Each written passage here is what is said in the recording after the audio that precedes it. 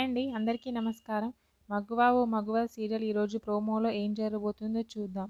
సింధూర ఎంత నష్టజాతకురాలు కాకపోతే తను పెళ్లి చేసుకున్న మా కార్తీక్ బావ తన మెడలో తాళి కట్టగానే చనిపోవడం ఏంటి అని చెప్పి సింధూర ముందు అయితే సింధూరాని ఆ మాటలు అంటూ చాలా బాధ పెడుతూ ఉంటుంది ఆమె.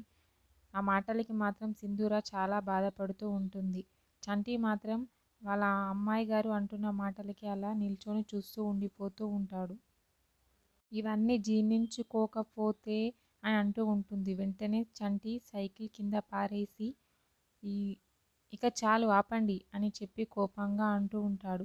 అక్కడ ఉన్న వాళ్ళందరూ అయితే చంటి మాటలకి చాలా షాక్ అవుతూ ఉంటారు.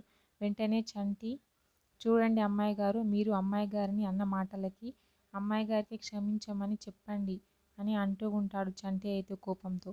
వెంటనే ఆమె ఊహు అని అంటూ చంటిని పక్కకి తోసేసి వెళ్తూ ఉంటుంది ఇంట్లోకి. చంటి మాత్రం ఆమె చెయ్యి పట్టుకొని లాగి, మీరు అమ్మాయి గారిని క్షమించమని అడగాల్సిందే అని చెప్పి గట్టిగా చెప్తూ ఉంటాడు.